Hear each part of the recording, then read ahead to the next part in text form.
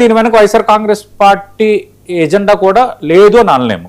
నిన్న కాకినాడ సమావేశంలో వాళ్ళు చేసిన స్టేట్మెంట్స్ వీటన్నిటి నేపథ్యంలో కొంత వైఎస్ఆర్ కాంగ్రెస్ పార్టీ కూడా ఈ ఒక్క ఓట్ బ్యాంకు ఈ డిఫరెన్సెస్ ఉన్నాయి కాబట్టి దీన్ని ఒక అడ్వాంటేజ్ పాయింట్గా తీసుకొని మళ్ళీ కాపుల్లో అంటే ఎక్కడ పోగొట్టుకున్నామో అక్కడే అంటారు కదా, ఎక్కడ పోగొట్టుకున్నామో అక్కడే సాధించాలంటారు కదా, ఆ ఓట్ బ్యాంక్ ని కొంత మన వైపు తిప్పుకోవాలి అన్న వ్యూహం వైఎస్ఆర్ కాంగ్రెస్ పార్టీ. సతీష్ గారు, నిన్న కాకినాడ సమావేశంలో పాల్గొన్న వాళ్ళందరూ కూడా 2024 ఎన్నికల్లో జనసేన పార్టీకి కూటమికి సపోర్ట్ చేసిన వాళ్ళే. ఇప్పుడు వాళ్ళలో ఆ అభిప్రాయం కలిగింది, వాళ్ళ ఆవేదన ఏదో వ్యక్తం చేసే ప్రయత్నం చేశారు. ఏంటి ఇటువంటి నిందలు వేస్తున్నారు, కులం మిమ్మల్ని మోసింది, భుజానికి ఎత్తుకుంది, మిమ్మల్ని గెలిపించింది, కానీ ఇప్పుడు కులాన్ని మీరు నేను కాపును కాదు అన్నట్లుగా చెప్పుకునే ప్రయత్నం చేస్తూ ఉన్నారు. కాపుల కోసమే ఈ పార్టీ పెట్టలేదనే ప్రయత్నం చేస్తూ ఉన్నారు. కాపు యాంగిల్లో ఈ పార్టీ ఉండదనే ఒక సంకేతం అయితే ఇస్తూ ఉన్నారు అని చెప్పేసి, అంటే పదే పదే పవన్ కళ్యాణ్ కులం ప్రస్తావన చేయడం ద్వారా కాపుల్లో వ్యతిరేకత పెరుగుతోందా? అంటే ఈ కాపుల్లో అయితే కొంత వ్యతిరేకత పెరిగినమాట వాస్తవం, కొంత చర్చ ఉన్నమాట వాస్తవం.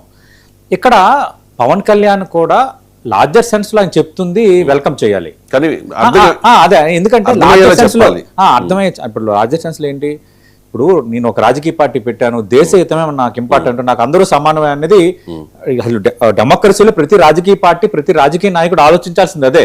అక్కడి వరకు మన పవన్ కళ్యాణ్ ని వెల్కమ్ చేయాలి. అంటే గతంలో కానీ ఏమైపోయాయంటే మీకు ఆంధ్రప్రదేశ్ పాలిటిక్స్ కానీ దాదాపు దేశంలో అన్నింటిలో పాలిటిక్స్ కానీ అది ఈ క్యాస్ట్ అండ్ క్రీమ్ తో కనెక్ట్ అయిపోయి ఉన్నాయి.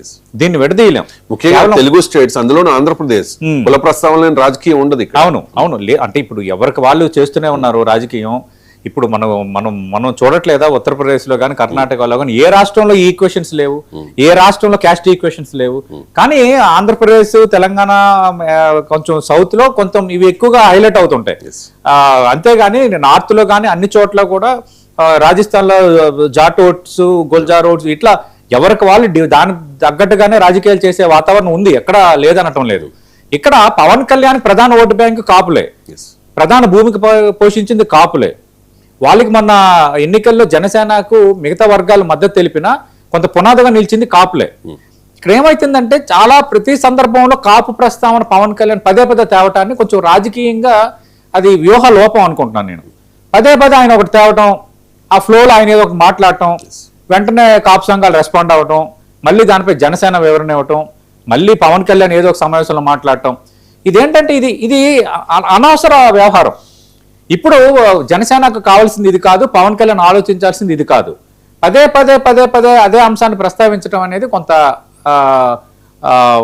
రాజకీయ పరంగా చూసుకున్నప్పుడు అది పవన్ కళ్యాణ్కు ఒక్కొక్క టైంకి అది మైనస్ అవ్వచ్చు. ఇలాంటి మైనస్ని, ఇలాంటి ఇష్యూస్ని అటు వైఎస్ఆర్ కాంగ్రెస్ పార్టీ అడ్వాంటేజ్గా తీసుకుంటుంది. ఒక రకంగా చెప్పాలంటే మళ్ళీ కాపు సామాజిక వర్గం ఓట్ల కోసం వైఎస్ఆర్ కాంగ్రెస్ పార్టీ వల వేస్తోంది. మరి ఆ వలలో కాపు సామాజిక వర్గం పడుతుందా, లేదంటే పవన్ కళ్యాణ్ పై ఉన్న ఈ అసంతృప్తి అనేది ఇది కేవలం తాత్కాలికమేనా అనేది మనం సమయమే సమాధానం చెప్తుంది. రైట్. ఇక